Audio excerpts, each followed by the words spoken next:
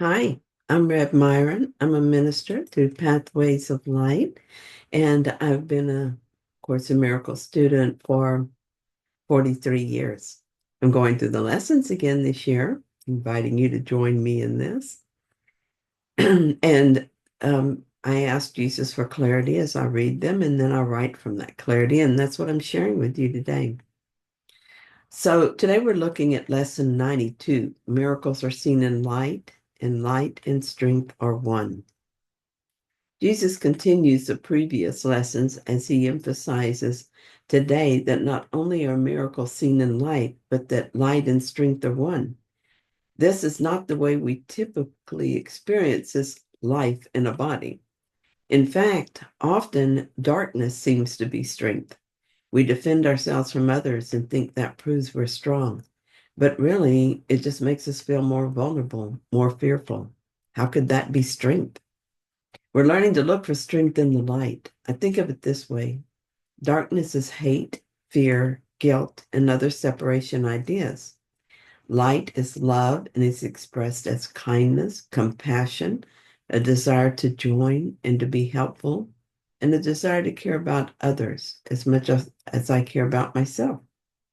Based on how the world is experienced, I can see where we would mistake light for the weaker of the two. That is why we have to learn differently. What I've seen is that when I'm angry or feel hate, I'm afraid. Fear is what drives those emotions. I used to believe the ego idea that fear was my friend. If I'm afraid, I will prepare for the bad thing that must be coming. I would plan my defenses. What I discovered is that often the thing I feared, even if I could pinpoint it, mostly didn't come. And sometimes in my desperate need to defend myself, I would make a problem where there would only have never have been one if I just waited patiently to see what to do. In retrospect, I see that darkness is not strength. Jesus spends most of this lesson giving examples of what happens when we place our faith in darkness. If you're unconvinced as to this, pay attention to what he has to say. Look for signs of this in your life or in your past. I don't need to focus on this part because my life has proven to me that I was mistaken to believe in the darkness. He tells us in paragraph 2, you also believe the body's brain can think. If you but understood the nature of thought, you could but laugh at this insane idea. It is as if you thought you held the match that lights the sun and gives it all its warmth, or that you held the world within your hand, scarcely bound until you let it go. Securely bound. Excuse me, securely bound until you let it go. Yet this is no more foolish than to believe the body's eyes can see, the brain can think. We must let go of the idea that the eyes see something that is there. They do not. They only show us what we want to see. They are projectors of thought. I know this is true. It took longer for me to grasp that the brain didn't think.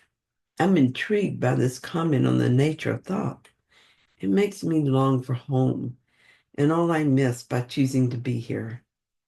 But here's where I chose to be. So I want to complete my mission. I want to transcend the challenges I set for myself, knowing that I do it for the whole of the sonship as well. I know that I can do what I set out to do. I didn't think of myself as strong, and sometimes I still feel weak in the face of these challenges. This lesson is a powerful reminder that we are not weak, no matter how much the ego tries to convince us otherwise. It calls for trust. Trust that light is already within us and that strength comes not from personal effort, but from aligning with the truth. When we accept that we are light, we naturally see miracles everywhere. This is another thing that I know to be true because it is what I experience when I keep my focus on the light rather than trying to change the dark to something I like better. Here is our practice today. Strength and light unite in you where they meet. Your self stands ready to embrace you as its own.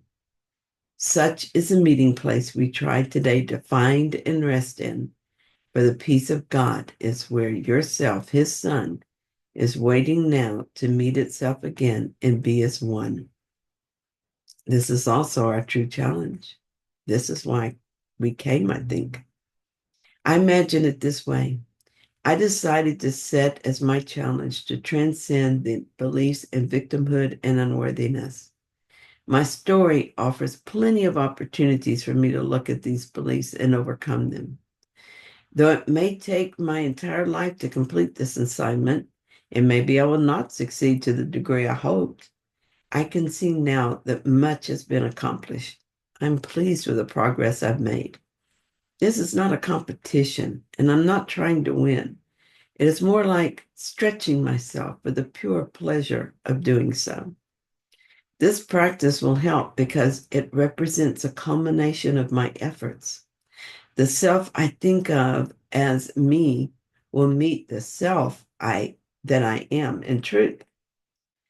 I believe this could not have occurred had I not removed the blocks that prevented me from accepting myself, my true self. At the same time, the desire to rise to this level and the practice of that desire will help me complete my mission. Otherwise, Jesus would not have included it in our operating manual. When I feel weak because I've fallen for the ego's dark vision of myself, I'm reminded that this cannot be true of me because here I am, attempting to overcome great odds to awaken right here in the dream. The attempt shown The attempt alone shows a hidden strength that is mine to discover and to use. Thank you so much for joining me today. I hope that you found this helpful. If you did, then please like it. And if you haven't yet, please subscribe. And I'll be back soon with another reading. See you then.